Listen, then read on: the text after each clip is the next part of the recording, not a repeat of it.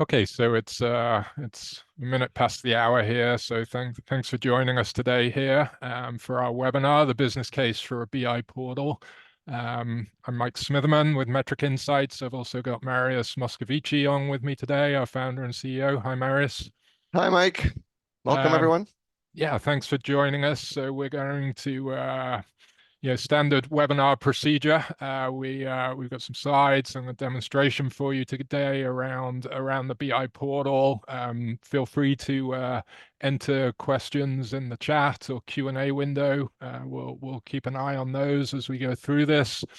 We are recording this, so you'll get a copy of the recording afterwards if you want to share it with anyone. But with that, I guess I'll hand it over to you, Marius. You can kick off with the slides, and we'll go from there. Thank you, Mike. Welcome, everyone. So today we're going to talk about the business case for a BI portal, and this is something that we get asked quite often. In that people will say, "Well, I want to be able to do a BI portal within our organization. I recognize the need, but how do I go out there and generate the business case so that others in the organization can be aligned around this as an initiative?" So what we're going to talk at length about what are the ways in which you do that. But before that, just a level set for everyone that's on the call. We want to talk about just the general problem case around BI portals. What are you trying to solve for? Mike is going to also give a little bit of a demo of a portal, just so that we're all on the same page of what a BI portal does and how it works. And then the back half of the webinar will dive into the different mechanisms that you can use to help justify the compute ROI and to justify the portal.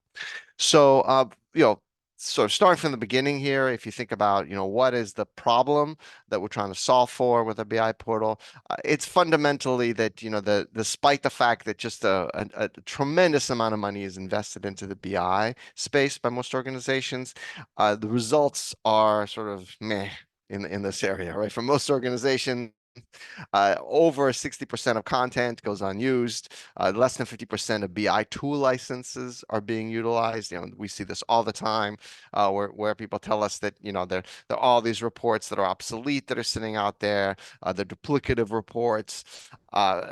People get licenses, but they when they look at the population of people that have been granted BI tool licenses and they actually see who's actually using them, it's always a dismal percentage, oftentimes well below 50%. And what that means ultimately is that there's just a lot of time that gets wasted by the analysts in the business. Business users are often reaching out to analysts, picking up the phone or sending emails to get answers to questions that they could very easily self-serve if they just kind of went to the right analytic to use it. But because they're not really engaged with existing analytics, they just rely on the other people to solve the problem for them. And ultimately, this translates into lots of critical events and opportunities being missed because your organization is not as data driven as it should be to be successful. So, this is sort of the fundamental problem. And if you look at sort of why that happens, what is the state of BI in most organizations? It's not a surprise that there's not the realization of value that you might hope for, right? Because if you look at it, the typical experience for a BI consumer and most large enterprises is that they have lots of different sources for business intelligence. This includes both traditional BI tools like Tableau, Power BI, Qlik, and so forth, but it also includes user-generated reporting content, things that are on SharePoint, things that people put on PDFs, maybe stuff that they reference that's in a database, on a file share. So there are all these different places, maybe things that come from Salesforce or other SaaS tools. So just so many places to go, which means that you have a disconnected analytics experience, right? I've got to go to one tool to look at one thing, and then I got to switch over to this other tool to look at something else. You got to cross dashboards even within the same tool. And that's a confusing fragmented experience that's really suboptimal, right? And it translates into lots of wasted time for most users to find the right analytic. Oftentimes frustration because they can't get to the answer. Maybe they're looking at a particular dashboard, they're not sure what the number actually means. So even if they did find the right dashboard, they're not 100% sure that it is the right one to answer their question.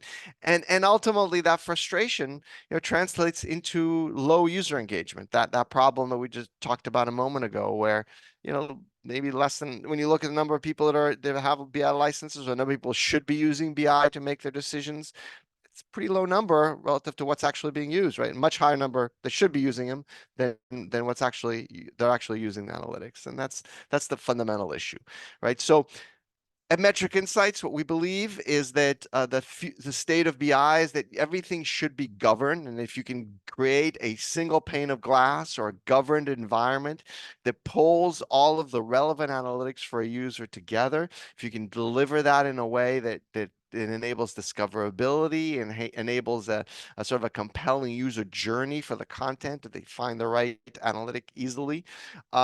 If that content is the good content, you're not having every single thing that you have in Tableau, not that report that an analyst that left the company 2 years ago built with an obsolete definition of sales that is just going to confuse your users, that you're not surfacing that you're only surfacing the current version of the Tableau dashboard that has the right definition of sales, and providing it to users in a decluttered fashion.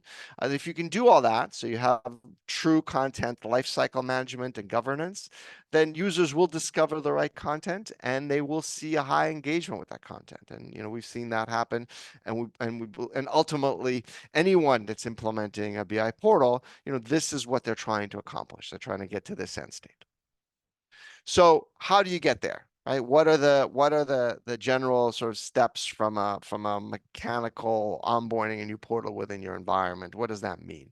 So you start here with BI tools and applications and data that you have in your enterprise. Of course, you may have a data catalog, as well as an LDAP or AD system that controls access to the systems in your enterprise. So those are kind of given in starting points. And then the first thing you do is you connect using a plugin infrastructure to all the different sources that are going to have analytics in them, and you index all that, because you need to have a starting point where you know what's there. Right, so you're pulling all, you're not surfacing all this information to users, but you're pulling the metadata in from all the different BI tools and applications and the relevant data sets that you want to be able to potentially expose to your users. And then the next step is you go through a publishing, a certification process, right? Where you automatically content sync for the things that you want to bring in place.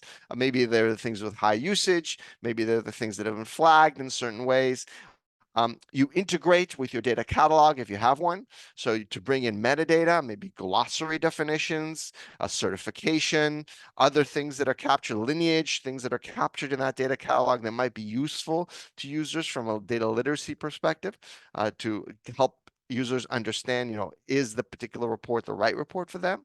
You integrate that all together into a publishing, a certification workflow, and then you publish that into a catalog that's available. And that catalog should be integrated with your LDAP Active Directory, so that there's a single sign-on, so that you don't have to replicate the security model, so that everything is aligned from a security perspective without any kind of duplication of effort. Right. And once you have this catalog, this governed space, if you like, right, where the right security is in place, the right content is in place, the metadata for that content is available, then you publish that to users or present that to users across all the surfaces where they might want to consume the content. And you do that in a persona optimized UI, which will show you in a moment what that means. So you're not throwing them at 8,000 reports all at once necessarily. You're giving them an experience where the most relevant content is presented to them in a way that's easy for them to consume, where it flows with how they want to do their work, and where it's present wherever they want to consume it. So that's obviously at their desktop, but it's also on mobile. It's also an email, right? It's also on Slack or Microsoft Teams or in a chatbot, right? So all the places where users might want to go within your enterprise to ask a question, to get to the right analytic. You want to be there presenting them with this well curated, governed environment of information that is going to drive them towards making really good decisions and properly engaging with analytics. So with that, I'm going to hand it over to Mike, who's going to give you a brief demo of what all this means, because it's helpful to see what this means in terms of an actual portal implementation. And then we'll pick it up again with discussions of how to do the ROI calculations. Yeah, thanks, Marius. So let's take you through some of the pieces that Marius was just talking about in that sort of logical flow slide.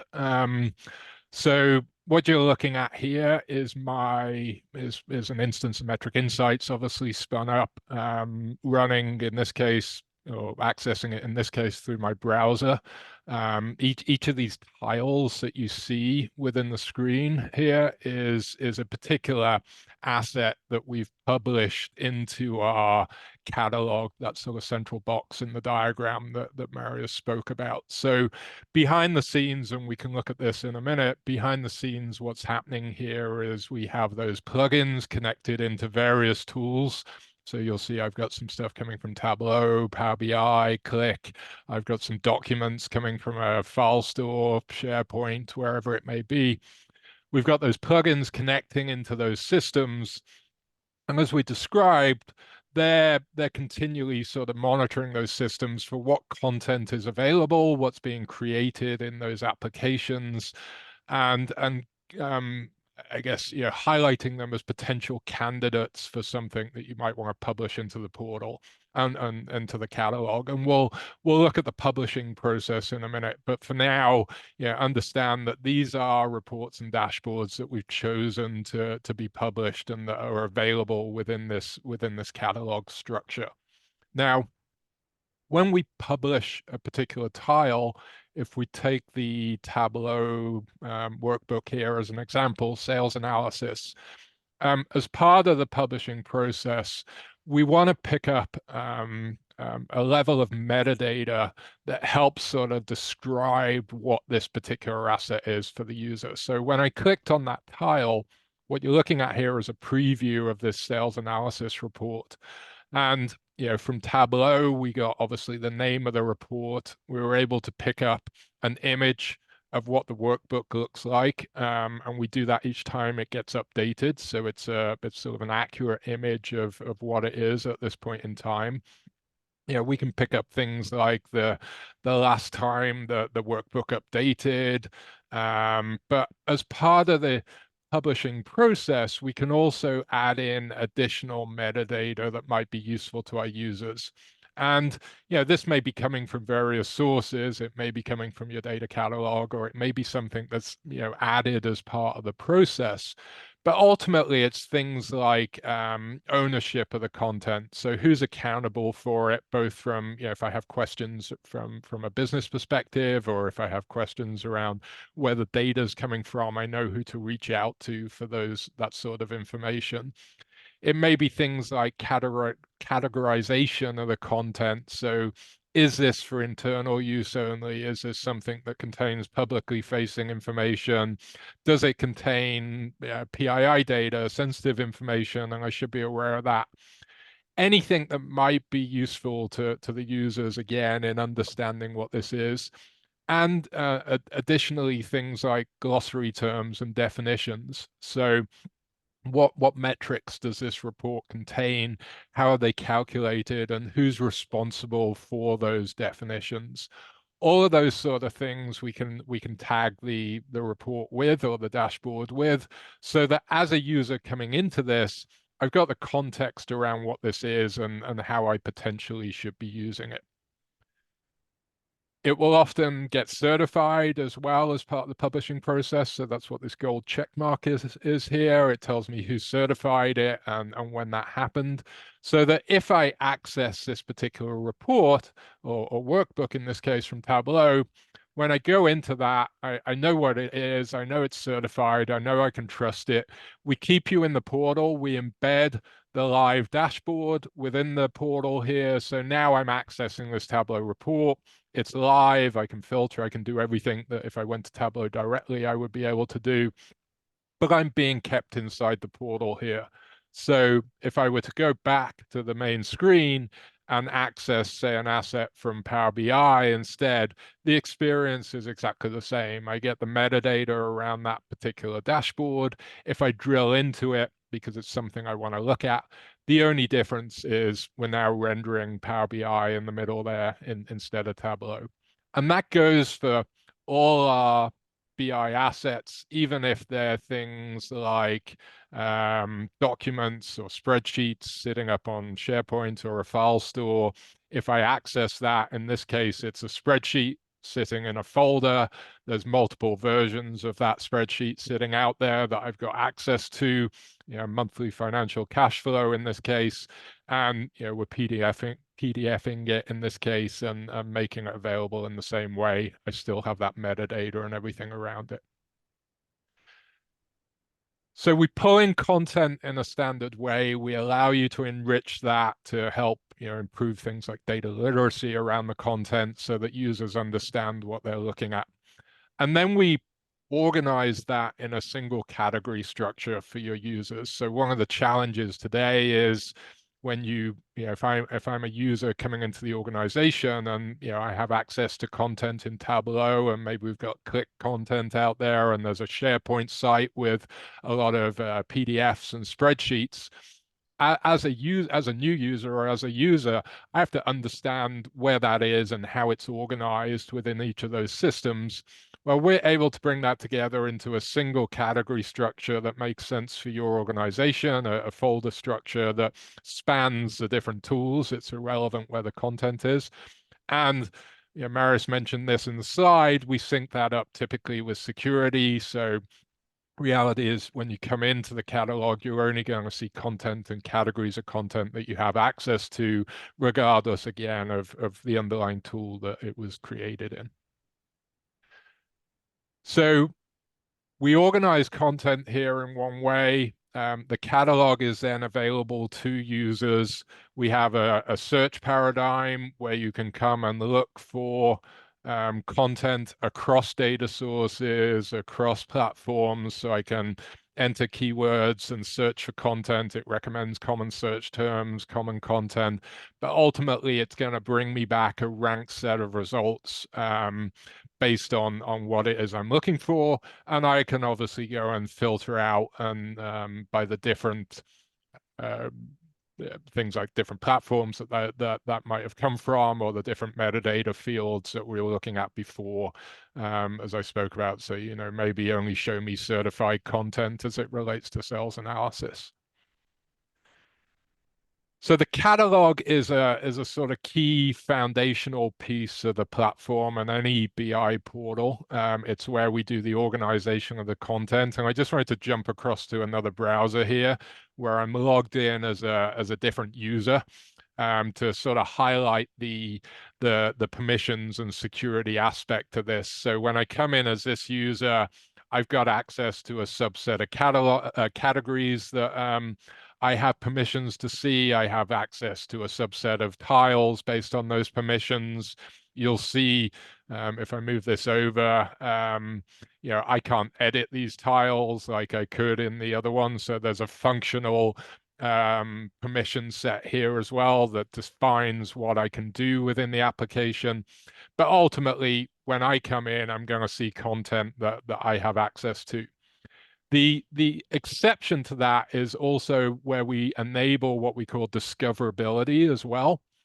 So one of the challenges today is we sync up with a security model and a permissions model, and that's my universe of content, if you like. I don't know what else is available out there that I haven't got access to that might be interesting to me. And so the answer for me today is I pick up the phone to an analyst and ask them to create me something, even if it might exist out there already, but I don't have access to it. So what we're able to do is to enable this concept of discoverability as well. So maybe I'm interested in looking for, say, reports around customer acquisition. I'm on the sales side. I want to know where our customers are coming from or our prospects are coming from. There may be reports out there around that I don't have access to. And in this case, there is one called customer acquisition. I don't have access to this, so it's blurred out the image in case I shouldn't have access to it ultimately. So we don't want to expose any sensitive information to people who shouldn't be seeing it. But I can see the metadata related to this report. I can see it includes certain metrics that I'm interested in and how it's categorized. That may be something that I want to go and request access to. So now, I haven't picked up the phone to request that someone build this report because it's out there already. We don't need to create a duplicate of it. I can request access. This can go into an access request flow now, and someone can decide whether it is something I can use. So how does content get into this particular catalog, and how do we manage that? Let's transition to that discussion a little bit. So Marius mentioned the concept of publishing workflows, onboarding workflows, if you like. So what's happening behind the scenes here is that we're connected to these different systems, Tableau, SharePoint, Power BI, whatever it might be. We're Our plugins are tracking what content is available. So what workbooks and worksheets do we have in Tableau? What dashboards and reports do we have in Power BI? What spreadsheets are sitting up there on our file store or in SharePoint?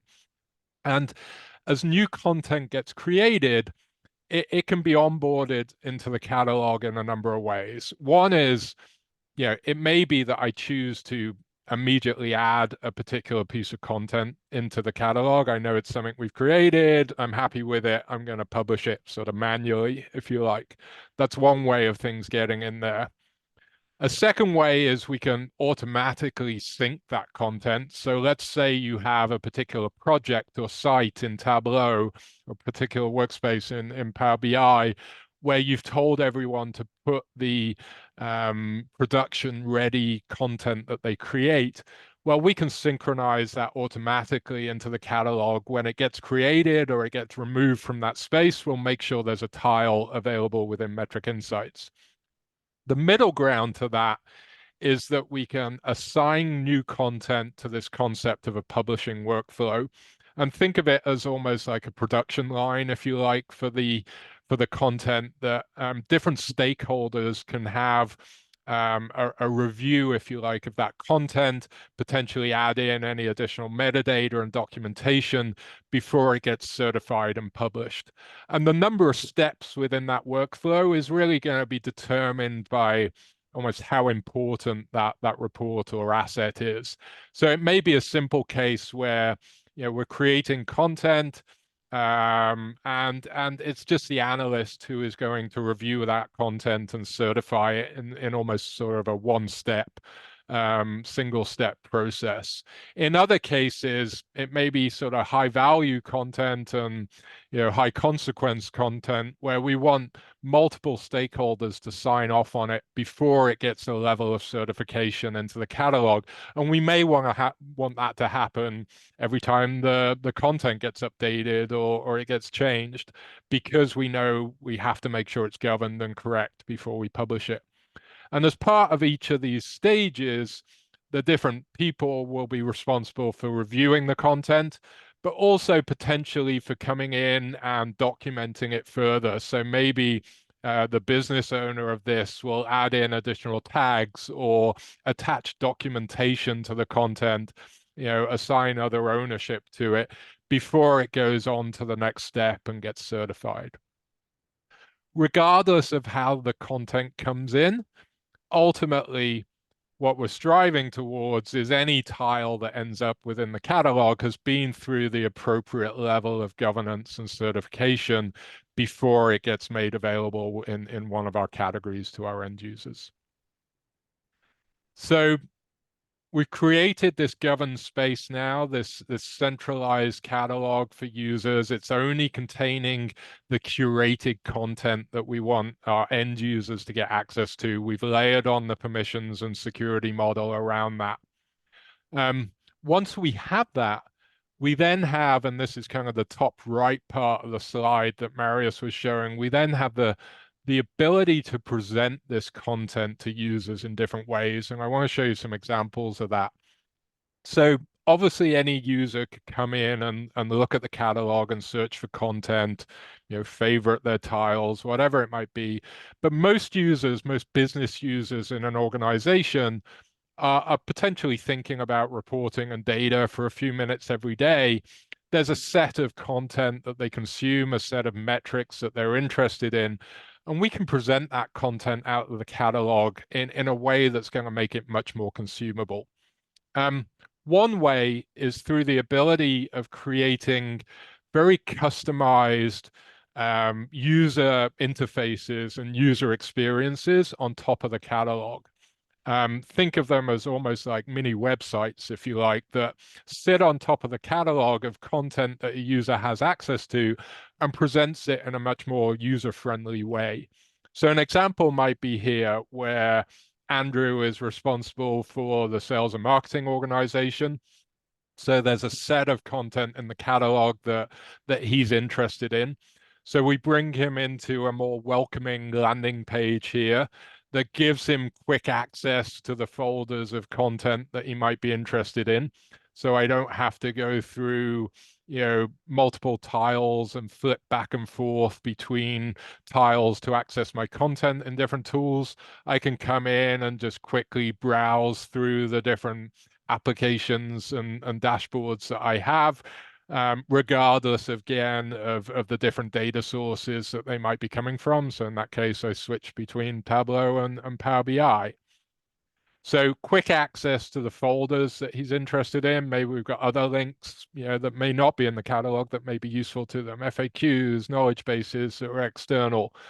The other thing we can do within the platform is bubble up key metrics and KPIs coming from that content that might be interesting to this user. So maybe Andrew, again, is an exec responsible for sales and marketing or different parts of the organization, different departments, finance, customer service, supply. We can bubble up key metrics from the reports that exist in those areas and present them on a single page. So in this case, again, this is a metric insights view here. It's showing key performance indicators across the organization from different departments. Reality is these metrics are coming from different reports and dashboards and different tools, but we can present it all in one place. We can do some traffic lighting and analysis around those metrics. And if as a user I see something, I can filter out these different values. If as a user I see something that I want to drill into further, we can tie it back to the particular report that metric was associated with. We can pass in the filter values that I was looking at on that first screen and lead the user to the particular report and dashboard that they should be looking at. So essentially create a journey, if you like, around the BI that this user is interested in, but don't rely on them to go and look at every report every day, bubble up what's important, bubble up what's changing, and then allow them to drill into the details, again, regardless of the source. Another example of this might be using this sort of custom UI experience to mash up content on the page. So, maybe we have a country manager here who's responsible for various countries or regions from a particular perspective in the organization. And maybe there's 4 charts or 4 dashboards that are relevant to this user on a daily basis. But the challenge today is 2 of them are created, or one of them's created in Tableau, 2 of them are created in Power BI, another might be in MicroStrategy. We can mash up that content onto a single page. So these are live charts from those different tools. put them all on a single page so I don't have to look through those 4 different reports every day. Allow me to filter through the different regions that I'm responsible for, do that in one take across the different reports, and make it easy for me again to consume this content that otherwise I would have to go and monitor for reports every day.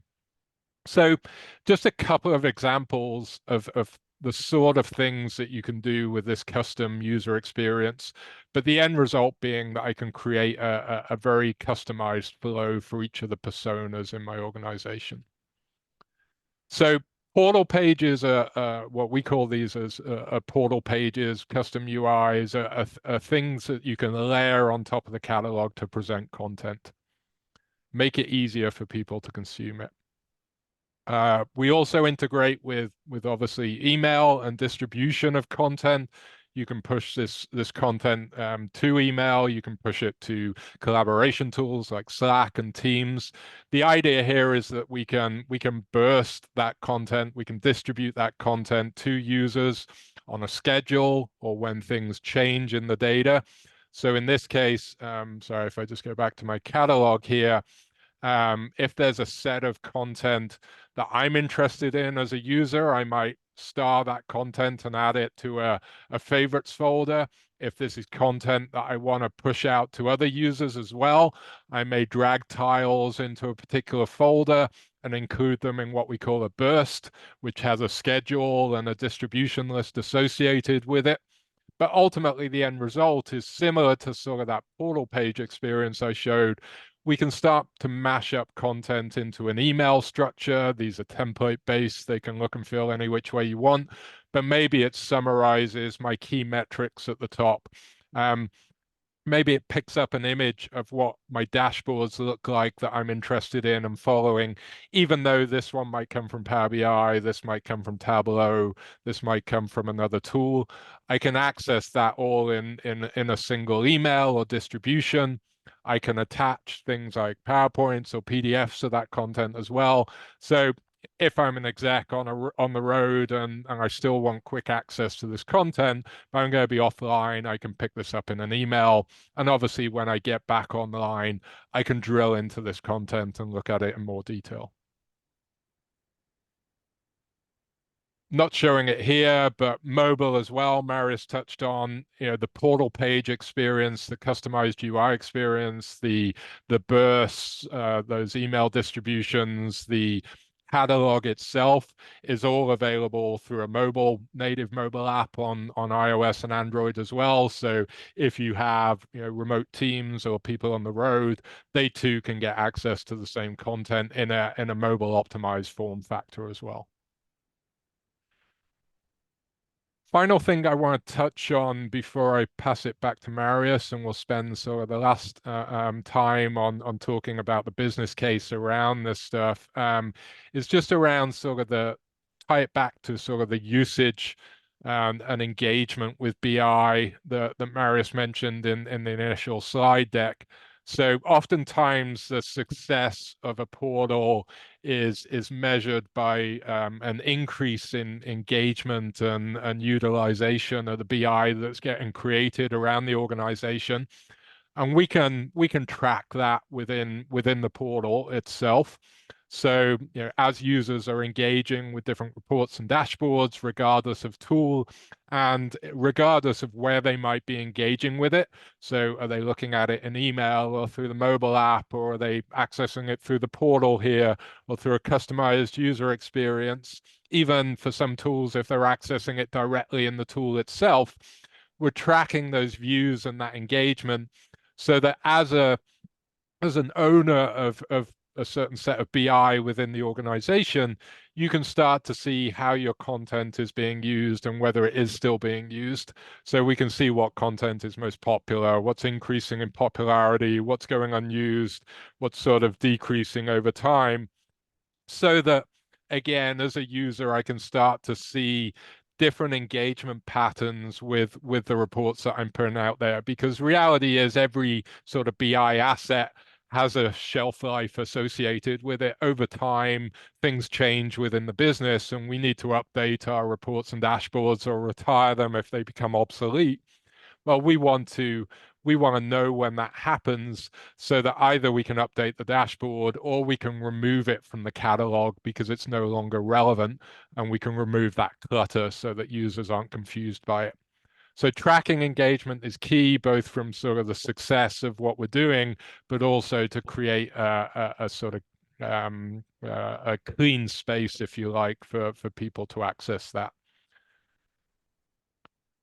So with that, that's kind of an overview of those functional areas. Marius, maybe let's transition back to the slides and spend 10 minutes or so talking about the sort of business case behind this. Sounds good. I think Let me let me stop share my sharing screen here. again here. Let me get this. Make sure I've got where am I here? Okay, so we're back here.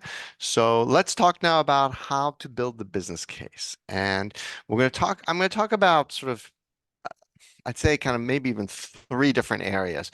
One is the things that can be easily quantified, right? Or where you can just build a model to easily quantify them. These tend to be near-term savings, things that you can say, hey, we're going to be able to achieve these savings next year or the year after that, something of that nature. Then we're going to talk a little bit about also more strategic, less quantifiable savings, but things that are equally important. And when you do a business justification for a BI portal, you want to be able to include in your business case. And then I think we'll talk about a little bit some of the again slightly harder to quantify, but very important benefits to executive team and leadership in using these technologies. So let's get started. And by the way, these quantifiable type benefits, we have an asset that we can share with you, which is a spreadsheet where you can put all this information in for yourself and get your own numbers. So if this is something that you're interested in doing, just reach out to us and we're happy to share with you the spreadsheet that we've got some screenshots of in here. But to start with it, one place to start, as Mike kind of touched on, is that we're looking at a lot of business user time savings. And the way to think about this is I, as a business user in my organization, how much time do I spend on a monthly basis looking for content where I would spend less if I had a governed space for where I could find that content, right? So you take all of your analytics users, you take a look at some kind of average hourly wage that you're paying them. You multiply that by a number of hours you think you can save per month, and then you come out with the total annual savings once you compute that on an annualized basis. And of course, if they've got a lot of analytics users, that number is very large.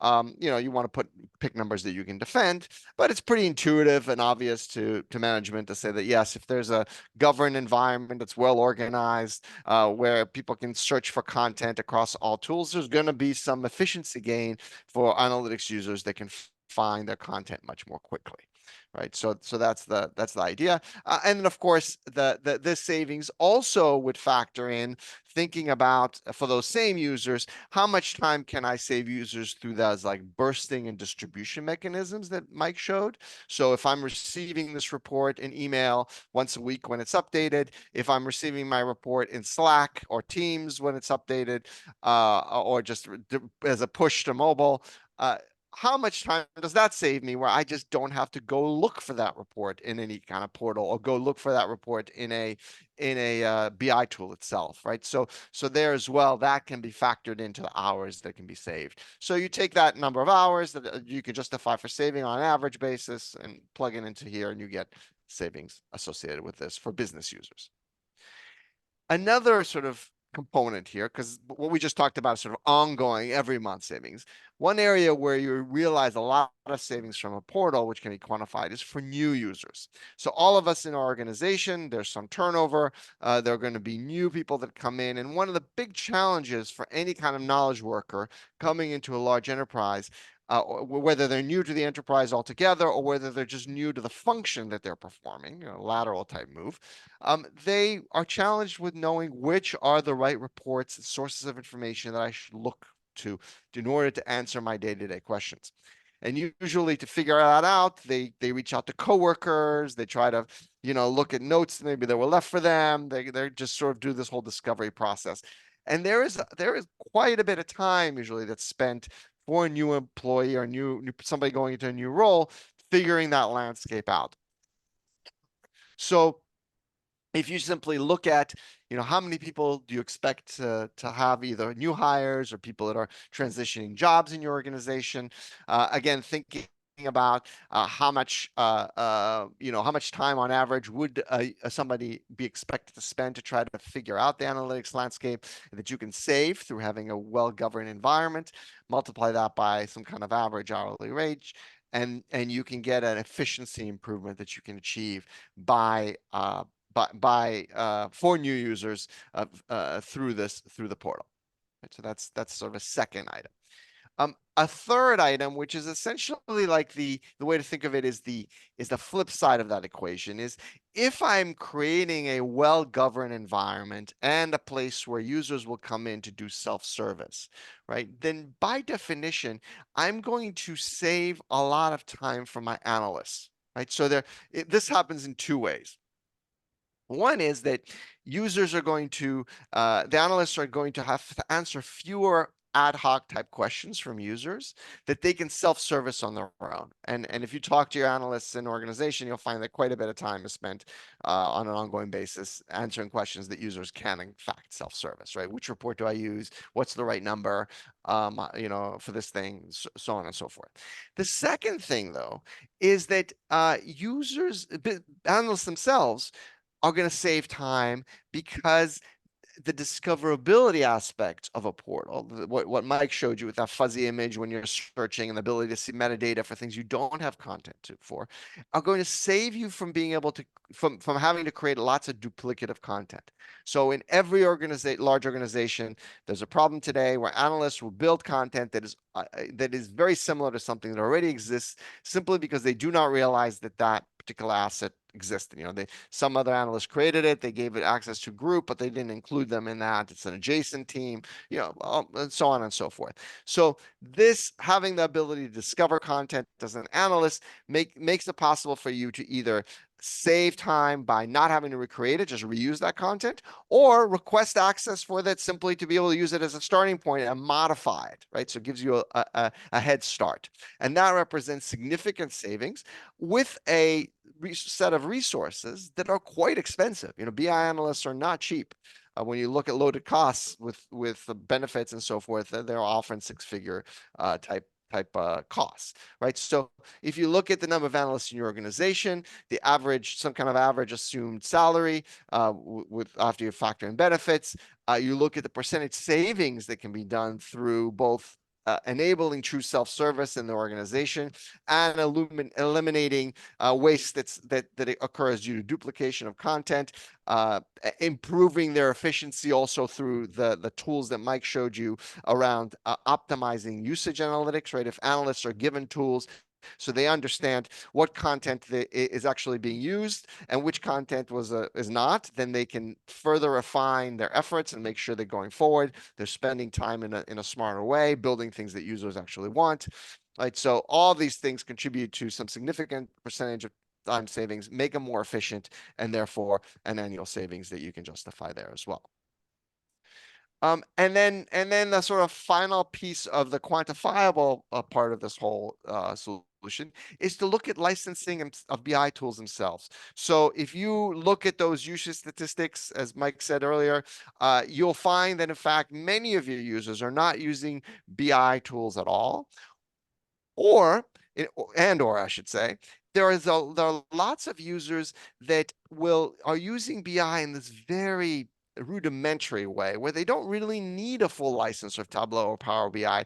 All they do is they look at the dashboard and see a number on it and then move on, right? Where if you simply distribute an image of that dashboard or you show them the high level KPI, like Mike showed in that customized journey experience, they don't need to go and do the analytics of the dashboard. An example of that might be somebody, if you have a retail organization, Odds are the person working in your retail store, they need to know what their inventory is. They need to know what needs to be restocked, what needs to be promoted, things of that nature. But they don't need lots of complex charts and graphs. They're not doing ad hoc analysis.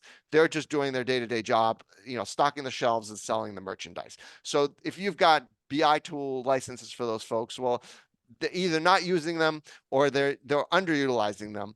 And when you look across the organization at the possibilities, you find lots and lots of folks like that.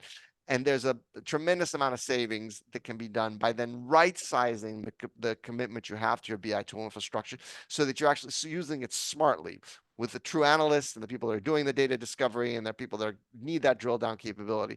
And then use this lighter touch of just pushing out content or showing the high level numbers that is possible with the portal to still satisfy the needs of everyone else and realize the tremendous licensing savings as part of that. And for some of our customers, I think they more than pay for the licensing that they have for our product. Simply with this one area of ROI alone. So this is not for large enterprises, this is not a small thing at all. So that's the kind of the high level and the quantifiable items. And of course, once you have the quantifiable items, you can add them up together and you come up with some kind of annual savings. These are, of course, all numbers that are hypothetical, made up. You have to plug into that spreadsheet model that I described. You put in what you actually have in your organization, and you can come out a number, but that if you have made assumptions that are reasonable, is defensible to your organization as a way to improve efficiency within the organization. Now, equally important to that is looking at some of the more long-term strategic benefits that are harder to directly quantify, but it's undeniable that they exist. So what are they? Well, first of all, having operational metrics with a focus on KPIs is vitally important to being able to drive, a data efficient, a data savvy organization, a metrics oriented organization. So having those kinds of dashboards that you saw that Mike showed you, the portal pages, landing pages, where you're starting with the numbers, having the ability to have high level KPIs in your catalog, generating alerts and notifications when those things change, that builds a culture of data and a culture of focusing on key metrics. And there's all kinds of efficiencies that get generated out of that are difficult to anticipate, but they're absolutely real and they will happen. And you can see that in organizations that are transformable portals. I had a customer the other day that said it was absolutely a step function in the way that the organization operated once they deployed a portal internally around their BI content. The second item is driving increased data literacy. So all those things that Mike showed you, where you can see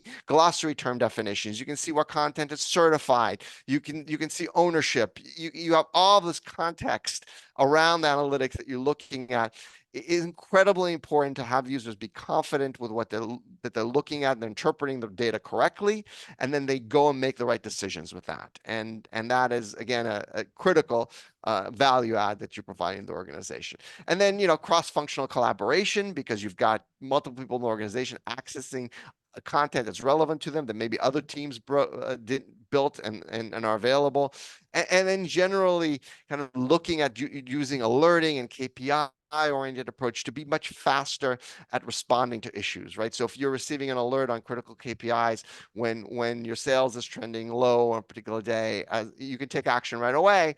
You could potentially still make your quota. You could potentially save a particular deal when there's a warning signs that are sent to you and distributed to you. Where otherwise, if you waited for that same user to go look at that report, maybe they don't look at it at all for a day or two or three, and by the time they realize the issue, it's too late, right? So the ability to drive alerts, to drive KPIs to users has a intangible but absolutely real value that you should build into the business case for your portal.